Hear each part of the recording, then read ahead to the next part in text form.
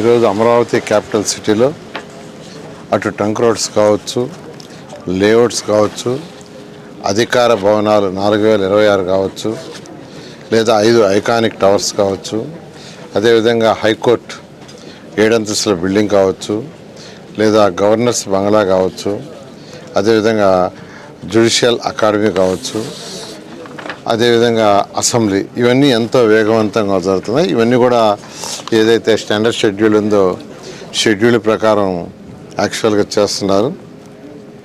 అయితే ఈ నేపథ్యంలో అసెంబ్లీ భవనం అనేది దాదాపు 11 లక్షల చదరపు అడుగుల విస్తీర్ణంలో దీన్ని కన్స్ట్రక్ట్ చేస్తున్నాం. దీని హైట్ 250 మీటర్ల హైటు. ఇది B+G+3 అంటే బేస్మెంట్, గ్రౌండ్ ప్లస్ 3 అంతస్తులు ఉంటుంది.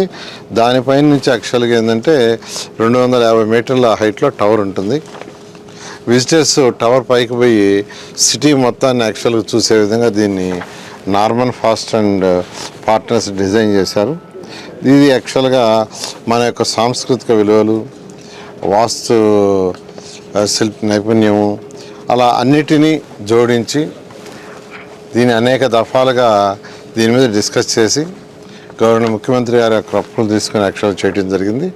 దానికి సంబంధించి ఈరోజు దీన్ని 4 భాగాలుగా విభజించి వాళ్ళు వర్క్ చేస్తున్నారు. అందులో 3 భాగాలు అయితే వర్క్ ఆల్రెడీ స్టార్ట్ అయ్యి ఫైల్స్లో దాదాపు 70% కంప్లీట్ చేశారు. ఈరోజు 4వ భాగంలో కూడా యాక్చువల్గా స్టార్ట్ చేశారు. ఈ విధంగా అమరావతి క్యాపిటల్ సిటీలో ఏదైతే డెవలప్ చేస్తామని ఆ రోజు రైతులకు మాట ఇచ్చామో మాట ప్రకారం ముందుకు పోతున్నాం.